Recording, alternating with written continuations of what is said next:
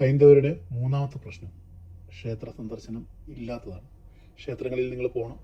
നിങ്ങൾ പോകുന്നതുകൊണ്ട് അവിടെ എന്താണ് കിട്ടുന്നത് എന്നുള്ളത് നിങ്ങൾ ചിന്തിക്കാനും നിൽക്കേണ്ട. നിങ്ങൾ പോയി സ്ഥിരമായിട്ട് പ്രാർത്ഥിക്കുക.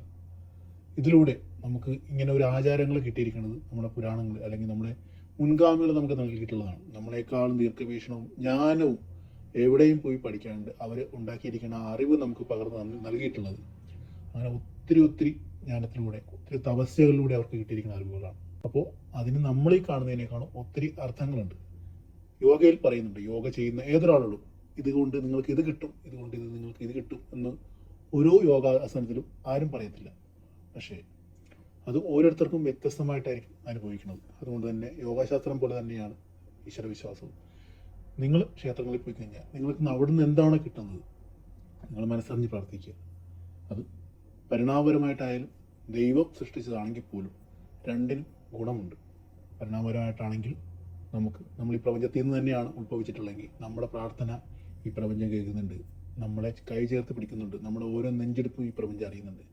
ഇത്രയും വലിയൊരു പ്രപഞ്ചത്തിന് നമ്മുടെ പ്രാർത്ഥന കേൾക്കാനും അതിനുവേണ്ടി പ്രവർത്തിക്കാനും നമ്മൾ എന്താണോ ദൈവം എന്ന് വിശ്വസിക്കുന്നത് അത് തന്നെയാണ് ഈ പ്രപഞ്ചം എന്ന് മാറ്റി ചിന്തിക്കാനും നമുക്ക് സാധിക്കണം. അതുകൊണ്ട് അമ്പലത്തിൽ പോയി പ്രാർത്ഥിച്ചുകൊണ്ട് ഒന്നും നമുക്ക് നഷ്ടപ്പെടാനില്ല, നേട്ടങ്ങൾ മാത്രമേ ഉള്ളൂ. അതിലൂടെ ഒത്തിരി മാനസികമായ സന്തോഷവും നമ്മുടെ ശരീരത്തിലുണ്ടാകുന്ന ഒത്തിരി ഉപാപചയ പ്രവർത്തനങ്ങളും ഹോർമോണൽ ചേഞ്ചസും ഇത് നമ്മളെ പോസിറ്റീവായിട്ട് ചിന്തിക്കാനും പ്രവർത്തിക്കാനും ശരീരത്തിൻ്റെ കോശങ്ങൾക്ക് വീണ്ടും പുനർജന്മം നൽകാനും അങ്ങനെ ഒത്തിരി കാര്യങ്ങൾക്ക് ഗുണം കിട്ടും. ഇത് നിങ്ങൾക്ക് ജോലി സംബന്ധമായിട്ട് പഠന സംബന്ധമായിട്ട് മറ്റ് പല സംസാരപരമായിട്ടുള്ള ഒത്തിരി ഗുണങ്ങൾ കിട്ടുന്നുണ്ടാവും.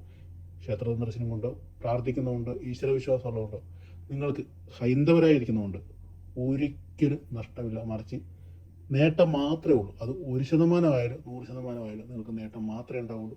അത് നിങ്ങൾ ശീലിച്ചേ പറ്റുള്ളൂ. പ്രധാനമായിട്ടും ക്ഷേത്രങ്ങളിൽ രാവിലെയാണ് നട തുറക്കലും, രാവിലെ തന്നെ പോകണമെന്നുള്ളതാണ്.